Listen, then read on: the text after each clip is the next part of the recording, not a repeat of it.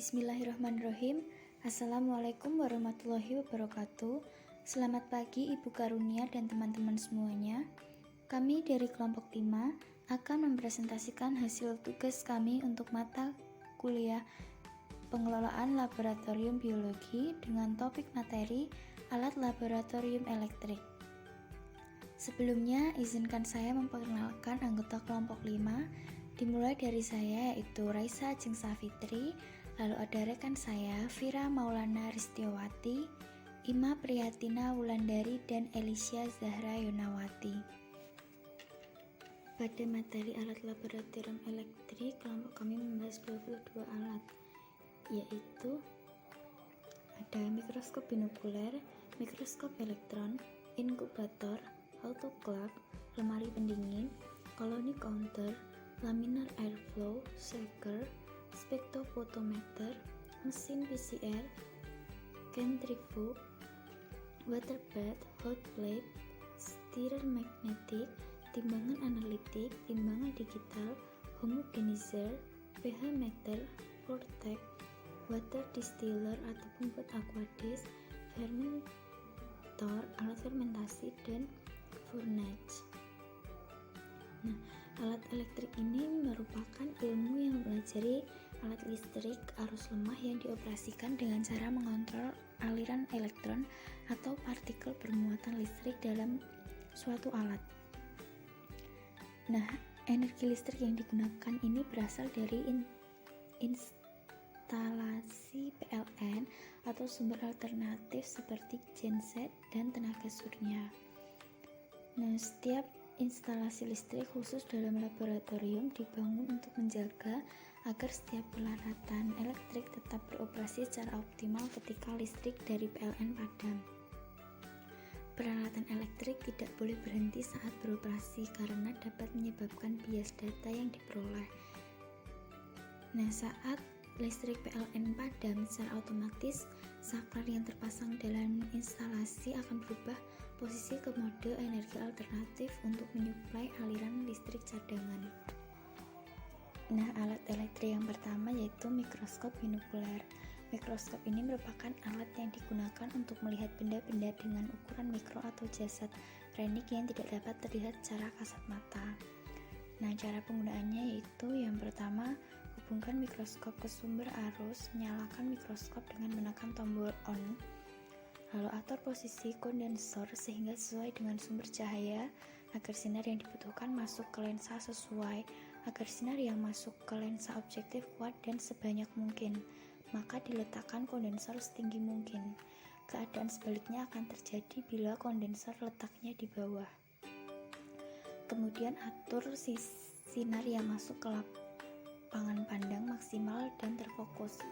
Letakkan preparat yang akan diperiksa pada tempatnya. Kemudian gunakan lensa objektif dengan pembesaran kecil. Fokuskan sediaan dengan makrometer dan kemudian diperjelas dengan mengatur mikrometer. Sesudah didapatkan area yang akan diamati, lensa objektif pembesaran kecil diganti dengan lensa objektif yang sesuai. Apabila digunakan dengan lensa objektif dengan pembesaran 100 kali digunakan minyak emersi. Setelah diteteskan minyak emersi sebanyak 1 tetes pada sediaan, putar makrometer sampai tampak bayangan samar-samar untuk mendapatkan bayangan yang jelas. Digunakan atau diputar mikrometer kembali. Setelah memakai mikroskop, lensa objektif yang digunakan dibersihkan dengan kertas lensa atau kapas yang dibasahi sedikit silol untuk melarutkan minyak emersi. Selanjutnya, silol yang menempel pada lensa dibersihkan dengan kertas lensa kering sebab silol yang berlebihan akan melarutkan bahan perekat lensa. Nah, beberapa teknisi tidak menyukai pemakaian silol karena akan melarutkan bahan perekat lensa. Untuk itu, mereka lebih senang membiarkan minyak emersi tetap menempel atau hanya dilap dengan kertas lensa secara kering dan gentle. Alat elektrik yang kedua yaitu mikroskop elektron. Nah, mikroskop elektron ini mempunyai perbesaran sampai dengan 100 kali. Pada pada mikroskop elektron ini ada dua jenis, yaitu ada mikroskop scanning elektron dan mikroskop transmission elektron. Nah, pada cara kerja mikroskop scanning elektron yaitu sinar dari lampu dipancarkan pada lensa kondensor. Sebelum masuk pada lensa kondensor ada pengatur dari pancaran sinar elektron yang ditembakkan sinar yang melewati lensa kondensor, diteruskan lensa objektif yang dapat diatur maju mundurnya. Sinar yang melewati lensa objektif diteruskan pada spesimen yang diatur miring pada pencekamnya. Spesimen ini disinari oleh deteksi X-ray yang menghasilkan sebuah gambaran yang diteruskan pada layar monitor. Lalu ada cara kerja mikroskop transmission elektron. Nah, elektron ditembakkan dari elektron gun yang kemudian melewati oleh dua lensa kondenser yang berguna menguatkan dari elektron yang ditembakkan. Setelah melewati dua lensa kondenser, elektron diterima oleh spesimen yang tipis dan berinteraksi. Karena spesimen tipis, maka elektron yang berinteraksi dengan spesimen diteruskan pada tiga lensa, yaitu lensa objektif, lensa intermediate, dan lensa proyektor. Lensa objektif merupakan lensa utama dari TEM karena batas penyimpangannya membatasi dari resolusi mikroskop. Lensa intermediate sebagai penguat dari lensa objektif, dan untuk lensa proyektor gunanya untuk menggambarkan pada layar fluorescent yang ditangkap film fotografi atau kamera CCD. Nah, untuk cara perawatan dan penyimpanannya ini kedua mikroskop ini sama, yaitu cara perawatannya peganglah erat-erat mikroskop dengan tangan kanan, sedangkan tangan kiri digunakan untuk menyangga kaki mikroskop, yaitu yang bawahnya. Lalu meja preparat tetap horizontal untuk mencegah agar preparat tidak jatuh, dan gunakan perbesaran lemah dulu, kemudian setelah objek yang akan kalian temukan, gunakan perbesaran yang lebih besar. Untuk membersihkan bagian yang terbuat dari logam dapat dilakukan dengan kain. Adapun bagian yang terbuat dari kaca, terutama lensanya, dibersihkan dengan sikat halus atau tisu lensa. Nah, untuk memindahkan mikroskop atau memegang mikroskop, maka tangan satu memegang lengan mikroskop dan tangan yang satunya menyangga kaki mikroskop. Pada saat disimpan, mikroskop harus dalam posisi tegak. Hati-hati membersihkan dan memakai kaca objek dan kaca penutup karena itu mudah pecah. Nah, cara penyimpanannya juga sama, yaitu setelah selesai digunakan, periksa kembali bagian-bagiannya, preparat diambil, serta benda dan gelas penutup dibersihkan sebelum disimpan. Selanjutnya, bersihkan bagian-bagian mikroskop, turunkan kondensor dan tutuplah diafragma. Pasanglah lensa objektif 10 kali berhadapan dengan kondensor. Kemudian turunkan pula objektif itu, tegakkan cermin dan simpan mikroskop pada tempatnya. Nah, untuk alat elektrik yang ketiga yaitu ada inkubator. Ini merupakan sebuah alat atau perangkat dengan ruang berinsulasi, perendam atau proteksi dan tertutup. Nah, untuk cara kerja inkubator yaitu yang pertama, hubungkan kabel power ke stop kontak. Putar tombol power ke arah kiri, lampu power hijau menyala, lalu atur suhu dalam inkubator dengan menekan tombol set. Kemudian sambil menekan tombol set, putarlah tombol di sebelah kanan atas tombol set hingga mencapai suhu yang diinginkan. Kemudian setelah suhu yang diinginkan selesai diatur, lepaskan tombol set dan inkubator akan menyesuaikan settingan suhu secara otomatis setelah beberapa menit. Nah, untuk perawatannya yaitu bersihkan alat hanya bersama dengan lap bersih atau lap yang dibasahi air, kemudian lap bersama dengan kain kering tiap-tiap selesai digunakan. Rak mampu dilepaskan untuk memudahkan dan membersihkan bersama dengan langkah yaitu dengan ditarik. Untuk penyimpanannya yaitu bila inkubasi telah selesai, matikan alat dengan menekan kembali tombol power pada posisi off dan lepaskan colokan pada sumber daya listrik. Selanjutnya alat elektrik yang keempat yaitu autoclave. Ini merupakan alat pemanas tertutup yang digunakan untuk mensterilisasikan suatu benda menggunakan uap bersuhu dan bertekanan tinggi, yaitu 121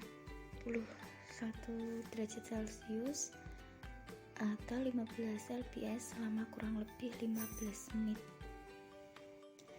Nah, penurunan tekanan pada autoklaf tidak dimaksudkan untuk membunuh mikroorganisme, melainkan meningkatkan suhu dalam autoklaf. Suhu yang tinggi inilah yang akan membunuh mikroorganisme.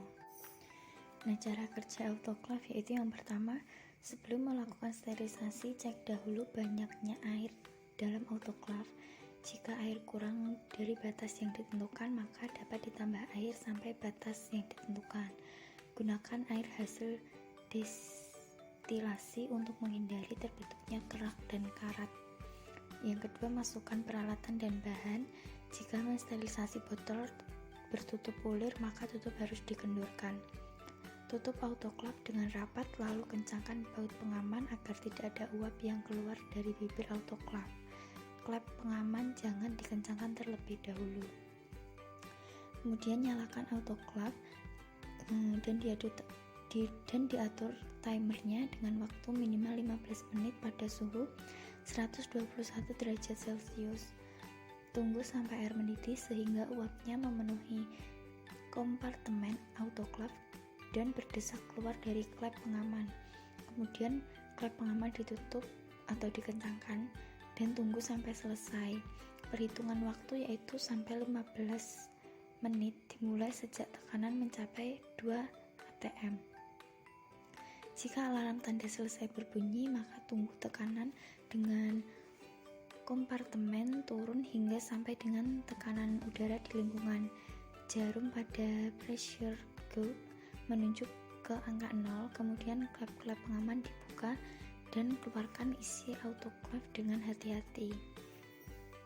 Nah, cara perawatannya yaitu selalu jaga kebersihan autoklaf dengan membersihkan bagi dan raknya menggunakan deterjen non-abrasif ringan, bilas instrumen dengan baik dan hindari penggunaan sikat kawat, wol baja atau pemutih saat membersihkannya. Kemudian kuras bagian reservoir sepenuhnya setelah seminggu, lalu isi ulang dengan air suling yang bersih.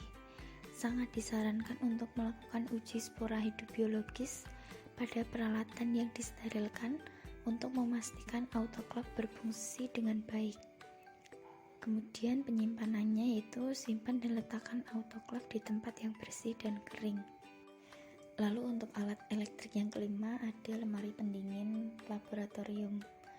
Ini merupakan mesin pendingin atau kulkas satu pintu dengan ukuran kecil yang digunakan pihak medis untuk menyimpan produk-produk medis seperti obat-obatan dan dengan suhu 4 derajat Celcius hingga 8 derajat Celcius.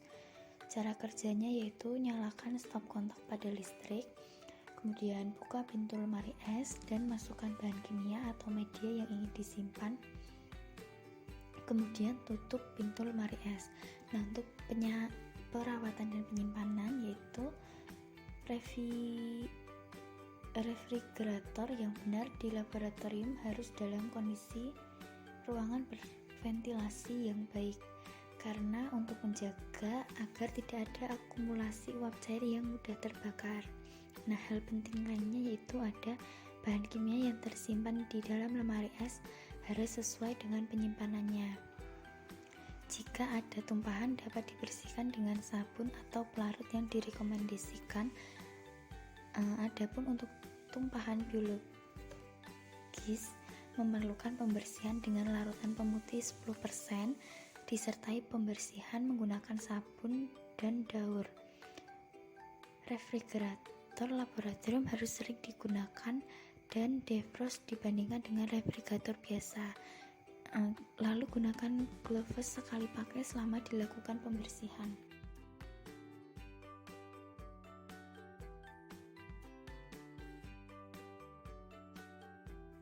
Untuk selanjutnya yaitu ada koloni counter. Nah, koloni counter ini untuk mempermudah perhitungan koloni yang tumbuh atau bakteri yang tumbuh dalam cawan. Kemudian setelah diinkubasi, karena adanya kaca pembesar, penyimpanannya itu cukup dengan Setelah selesai penggunaan, yaitu kita menggunakan lap kering, kemudian disimpan di tempat yang bersih dan kering.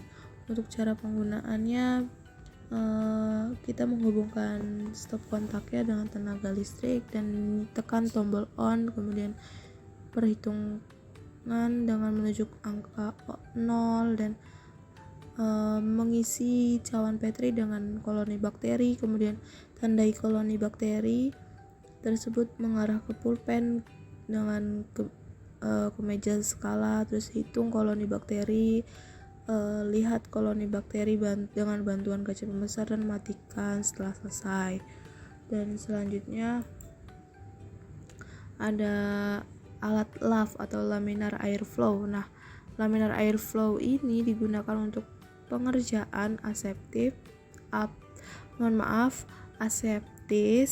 Nah, hal ini dikarenakan regulasi dan penyaringan aliran udara yang ada pada sistem LAF dan untuk meminimalkan kontaminasi sampel dengan lingkungan luar. Dan untuk cara penggunaannya, kalian bisa lihat di slide PPT ini ada 10 cara penggunaannya. Dan selanjutnya yaitu ada perawatannya, yaitu ada gunakan dengan rutin minyak pelumas yang digunakan untuk mesin jahit, terus pre-filter jika sudah rusak harap segera diganti, jika tidak ada diganti dengan filter biasa ataupun kapas akuarium. Nah, untuk HEPA filter itu dibersihkan tiap 6 bulan sekali dan diganti tiap 24 bulan dalam awal penggunaan. Dan untuk selanjutnya ada penggantian filter, harus diperhatikan agar semua lubang dapat tertutup dengan silikon rubber dan hindari benda tajam dari HEPA filter ini karena dapat merusak atau merobek lapisan filternya. Dan selanjutnya ada penyimpanannya, itu meletakkan LAF di dekat pintu dengan ideal jaraknya itu 2 meter, dan untuk di samping pintu itu diletakkan 1 meter dari pintu. Nah, untuk menghindari adanya hembusan aliran udara terjadi ketika pintu membuka dan menutupnya, karena apabila terjadi itu akan mengganggu kinerja si LAF tersebut. Kemudian ada shaker. Nah, shaker ini alat laboratorium yang digunakan untuk menghomogenkan larutan yang ditempatkan pada labu Erlenmeyer atau media lainnya. Sering digunakan juga disebut untuk mencampurkan atau mengkocok larutan. Dan kemudian ada penyimpanan, itu ada simpan di tempat yang jauh dengan zat-zat yang bersifat korosif, kemudian disimpan di tempat kering serta bebas dari goncangan. Kemudian cara menggunakan shaker laboratorium itu bisa dibaca dan dilihat di slide PPT ini. Dan kemudian untuk hal yang perlu diperhatikan atau perawatannya, yaitu mengisi volume labu Erlenmeyer ini dengan jumlah sampel yang sesuai dan membersihkan shaker setelah menggunakan. Kemudian mengisi volume sampel, tindakan pencegahan larutan tumpah ketika proses pengocokan berlangsung, kemudian membersihkannya dengan keadaan bersih sebagai antisipasi noda yang mungkin ada di sekitarnya. Kemudian sebaiknya ketika untuk perawatan lebih membaca ke buku panduan tersebut. Kemudian untuk selanjutnya ada spektrofotometer, yaitu untuk mengukur transmitan atau absorban suatu sampel sebagai fungsi panjang gelombang. Tiap media akan menyerap cahaya panjang gelombang tertentu tergantung pada senyawa atau warna terbentuk. Nah, untuk prosedurnya ini ada 8. bisa dibaca di slide PPT ya teman-teman.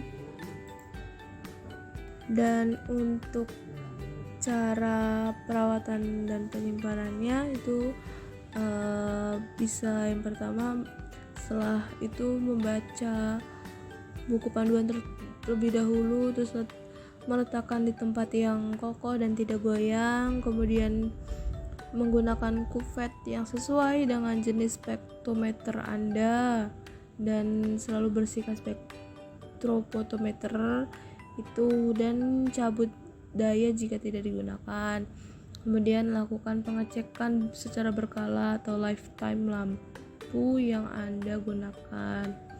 Kemudian konsultasikan dengan service center apabila terjadi kerusakan, dan siapkan lampu pengganti jika dirasa lifetime sudah mendekati habis gitu. Terus penyimpanan itu disimpan atau membiarkan mesin warming up nya itu selama 20 menit.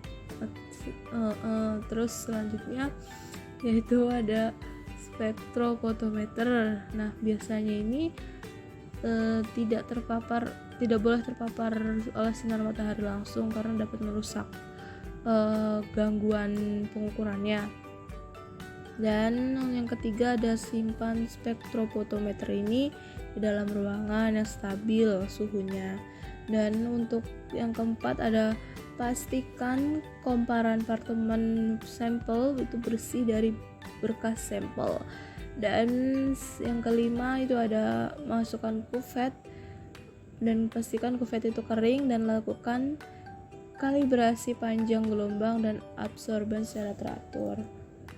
Ada mesin PCR, yaitu mesin PCR ini merupakan mesin termosiklik yang mengatur kenaikan suhu dan penurunan suhu terhadap suatu DNA yang sudah diisolasi, kemudian akan dicampur dengan reagen atau campuran yang mengandung enzim dan primer DNA. Kemudian ada cara pemakaiannya, bisa dilihat ya teman-teman di slide PPT ini. Jika dibacakan satu persatu maka akan lama dan bisa dilihat ya di PPT-nya.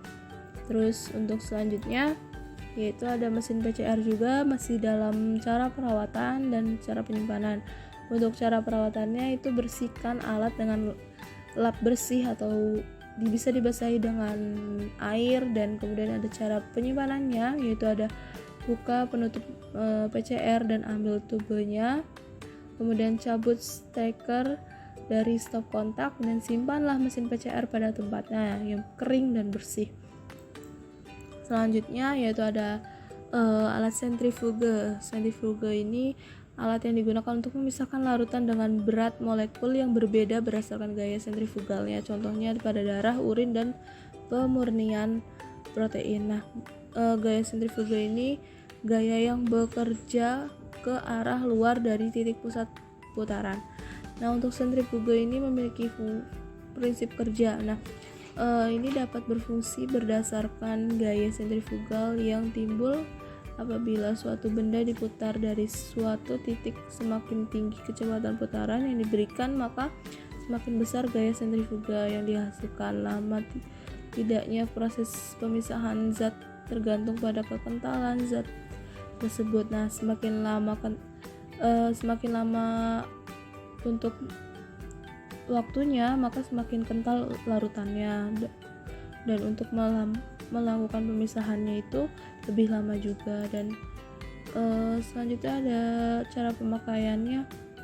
Yang pertama ada pastikan bahwa tutupnya itu terpasang dan terkunci dengan jangan sampai terbuka, dan periksa kebersihan ruangannya. Terus juga jangan sampai tumpah, ada tumpahan cairan kimia tuh. Terus yang kedua ada melakukan tindakan pengamanan universal atau biohazard, dan timbangkan muatan sentrifuge sebelum pemakaian. Dan ada cara perawatan penyimpanannya, kalian teman-teman bisa membaca ya di slide PPT ini.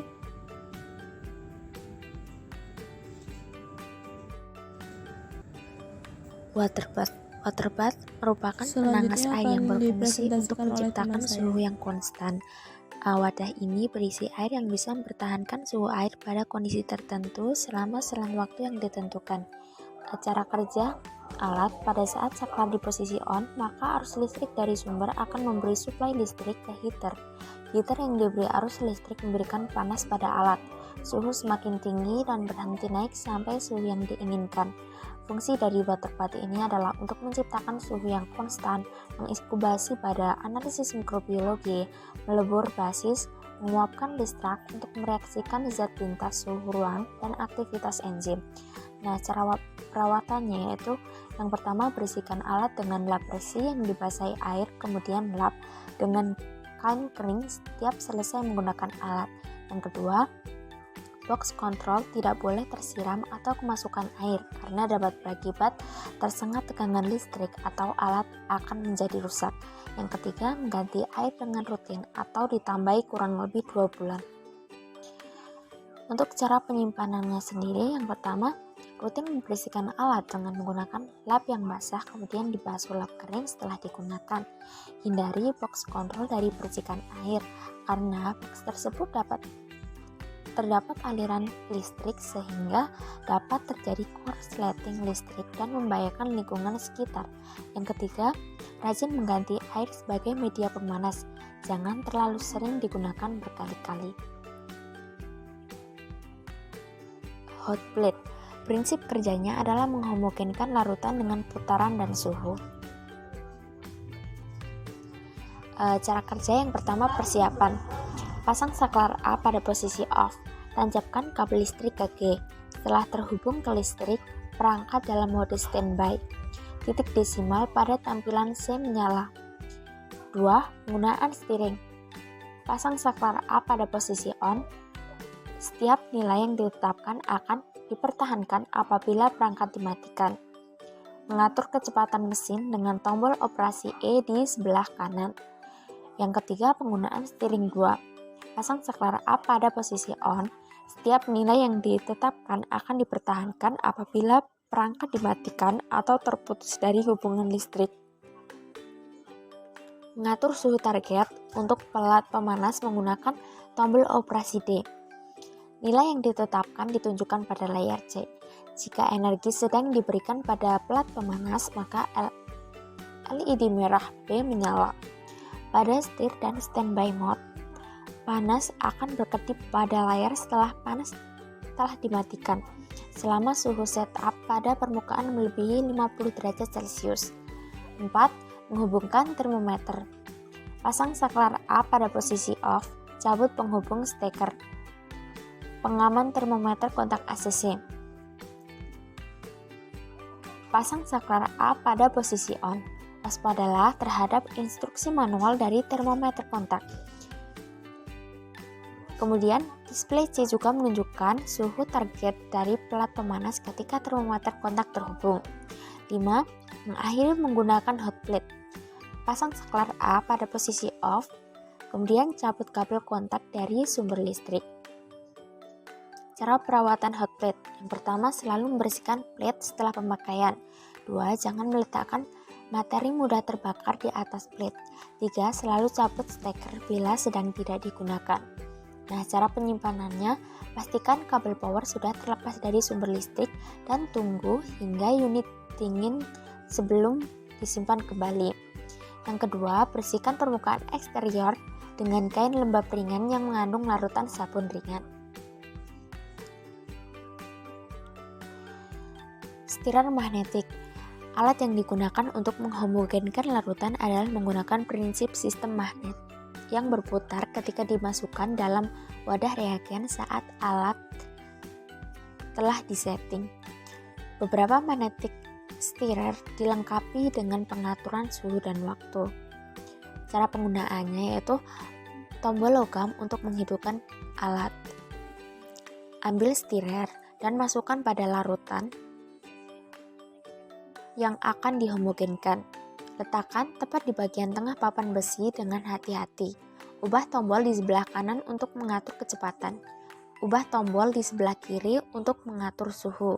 Kemudian, Waktu penggunaan disesuaikan dengan kebutuhan. Setelah selesai, tombol kecepatan dan suhu dienolkan, kemudian matikan alat.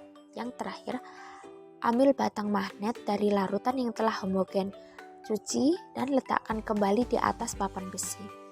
Cara perawatannya, yang pertama, selalu bersihkan parts atau fil setelah digunakan dengan cara mengelap, menyikat, atau menggunakan cairan pembersih alkohol. Yang kedua, setelah dibersihkan, keringkan agar tidak berkarat. Dan yang ketiga, masukkan kardus atau jauhkan dari debu. Timbangan analitik. Neraca analitis digital merupakan neraca digital yang digunakan di laboratorium kimia. Neraca ini memiliki ketelitian tinggi hingga 0,0001 gram atau 0,1 mg, di mana dalam penggunaan neraca ini digunakan sebagai instrumen pembantu dalam melakukan uji kuantitatif pemeriksaan kimia.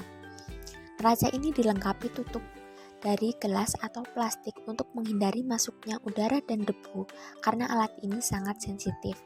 Neraca analitik digital adalah neraca yang sangat peka, karena itu bekerja dengan neraca ini harus secara halus dan hati-hati. Cara penggunaannya yaitu memastikan neraca tersambung pada sumber arus listrik dengan tepat.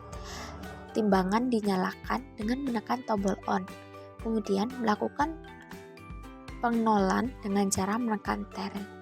Setelah dipastikan pada setting 0, maka bahan yang akan ditimbang bisa mulai diletakkan di atas timbangan hingga berat tertentu.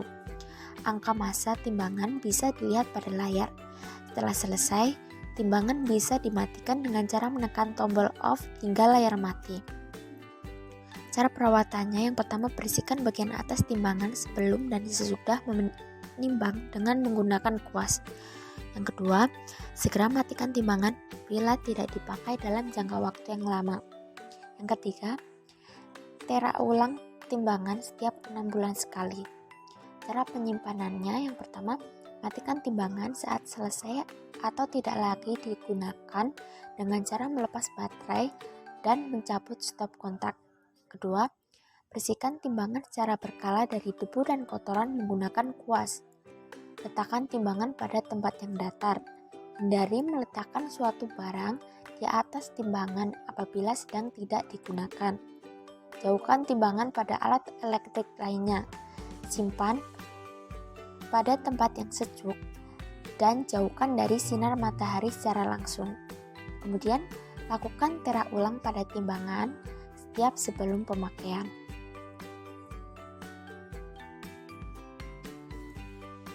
Timbangan digital. Timbangan digital disebut juga dengan neraca. Neraca adalah instrumen untuk mengukur massa benda, bukan berat benda.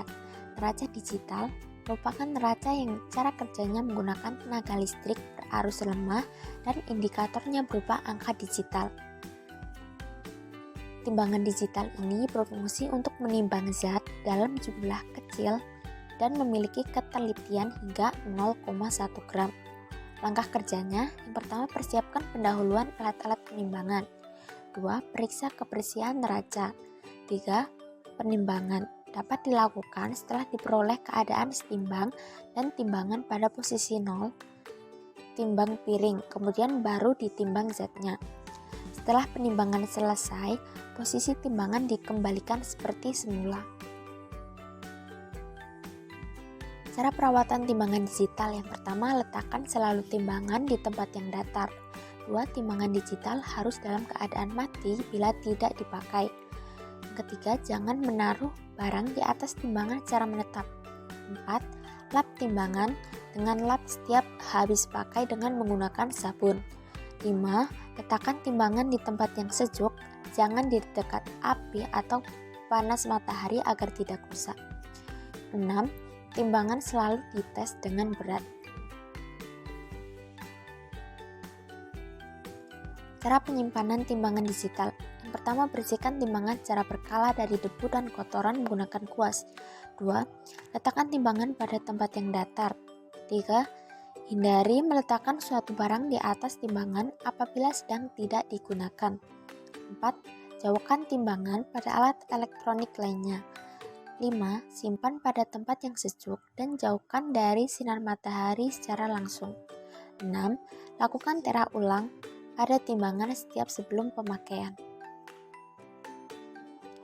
Homogenizer adalah sejenis alat yang digunakan untuk mendispersikan suatu cairan di dalam cairan lainnya.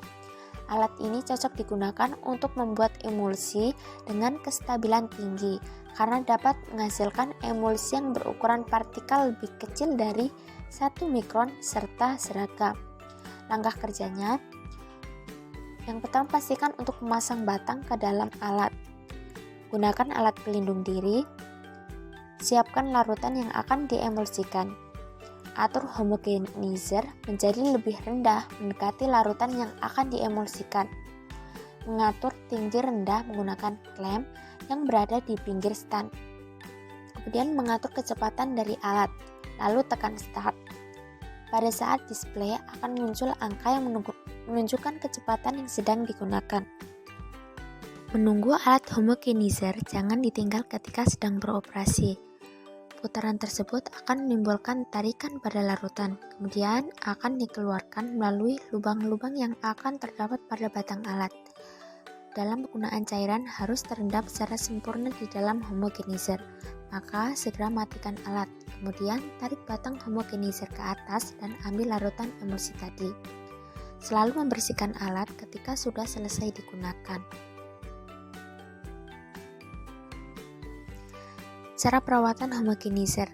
Lakukan perawatan rutin pada alat ketika sebelum dan sesudah menggunakan. Perhatikan jenis larutan atau bahan yang akan dihomogenkan. Pastikan Anda sudah mengetahui mana yang bersifat polar dan semipolar. Selalu menggunakan alat pelindung diri yang lengkap saat mengoperasikan alat. Nah, cara penyimpanan homogenizer ini simpan di tempat yang datar, sejuk, dan kering.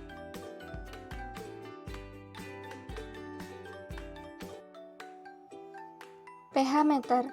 pH meter berfungsi untuk mengecek derajat keasaman atau pH media, karena derajat keasaman sangat berpengaruh terhadap pertumbuhan mikroba.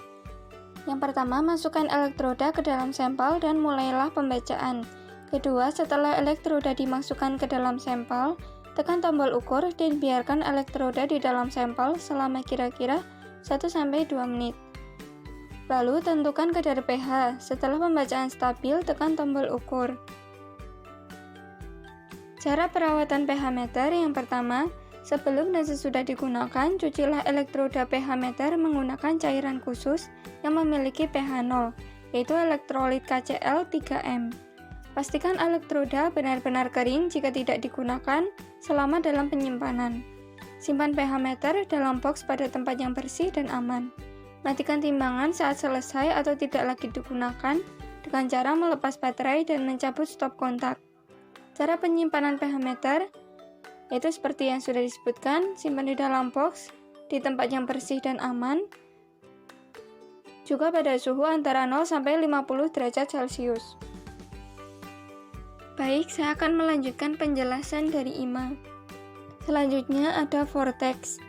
Vortex miser atau vortexer adalah perangkat sederhana yang umum digunakan di laboratorium untuk mencampur cairan dalam wadah kecil. Cara penggunaannya, yang pertama tabung reaksi diletakkan pada lubang tempat tabung, lalu menekan tombol power hingga tempat meletakkan tabung bergerak. Dengan adanya tegangan yang diberikan, maka tabung reaksi yang berisi larutan akan tercampur rata. Hal-hal yang harus diperhatikan dalam menggunakan vortex mixer dan penyimpanannya.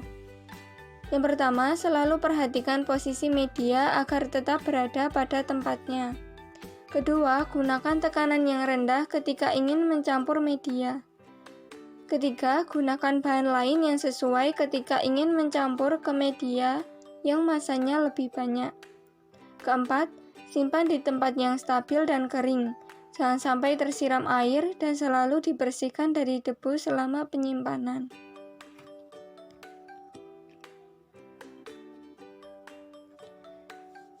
Kemudian ada water distiller atau pembuat aquades. Water distiller digunakan untuk produksi aquades yang menyalurkan untuk kebutuhan pengujian analisis sampel. Alat ini secara otomatis dengan pengaturan jumlah air yang masuk seimbang dengan aquades yang dihasilkan. Jadi ini alat untuk membuat aquades. Cara penggunaannya, yang pertama, letakkan water distillation dekat dengan suplai air dan pembuangan. Kedua, pasang selang penghubung dengan benar. Ketiga, hubungkan stop kontak dengan sumber tenaga listrik. Keempat, tekan tombol on sehingga lampu hijau pada tombol menyala.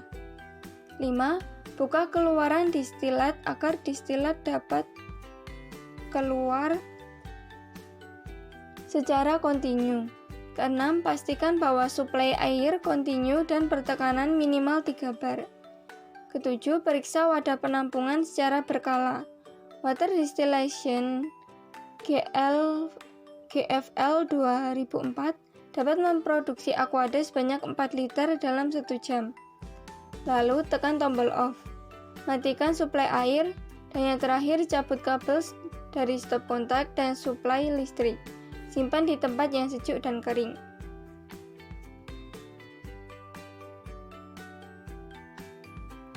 Hal-hal yang harus diperhatikan dalam menggunakan water distiller. Yang pertama, sebelum membuka dan membersihkan alat, pastikan kabel stop kontak terputus dari listrik. Saat membersihkan kerak, gunakan campuran 10% asam folat, asam asetat 10%, dan 80% air suling atau aquades. Jangan gunakan larutan yang mengandung asam klorida. Bilas boiler dengan air beberapa kali dan buang beberapa liter distilat agar tidak terkontaminasi. Tingkat kotoran dalam air masuk dan tingkat kotoran dalam boiler akan menyebabkan air berbusa ketika mendidih. Jika busa ini masuk ke kontak elektroda, maka detektor pengotor elektronik akan mematikan unit dan indikator lampu merah akan menyala. Lalu yang terakhir, restart setelah air masuk kurang baik.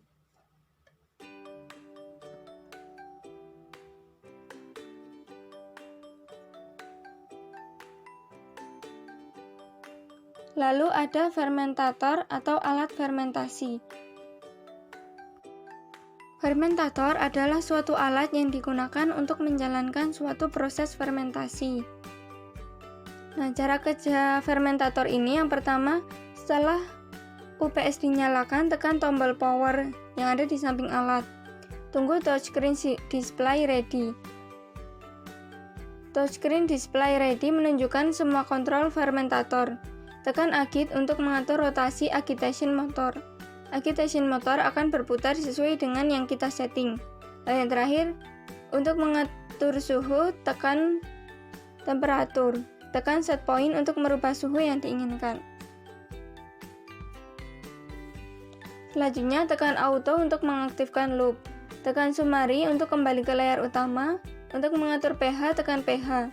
Tekan set point jika ingin merubah dan jika selesai, tekan auto. Kemudian kembali ke summary. Jika ingin menambahkan basa, tekan pump, kemudian tekan assignment. Pilih base jika akan menambah basa.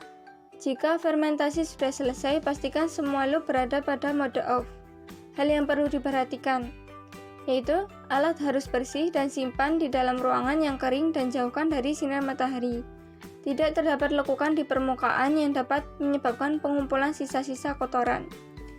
Lalu diberikan perhatian khusus pada titik-titik kontak antara udara luar dengan fermentator. Kemudian isi di bagian dalam dapat dilihat. Untuk menghindari kebanyakan mikroba patogen, tekanan di bagian dalam fermentator harus positif.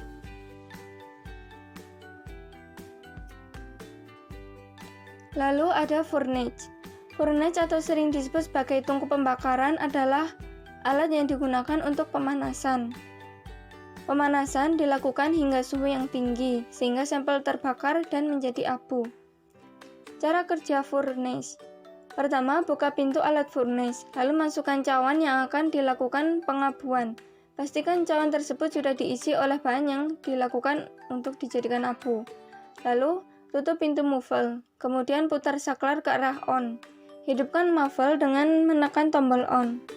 Atur temperatur pengabuan yang diinginkan dengan menekan tombol set. Setelah proses pengabuan selesai, matikan alat dengan menekan tombol off. Biarkan beberapa waktu atau biarkan semalam hingga temperatur muffle sama dengan lingkungan. Keluarkan bahan dari dalam muffle. Lalu, pastikan kabel listrik muffle tidak terhubung dengan sumber listrik.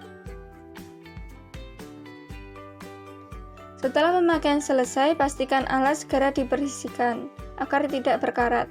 Bersihkan alat ini dengan cara mengelap bagian-bagian muffle dengan alkohol. Hindari menutup dan membuka furnace saat sedang digunakan.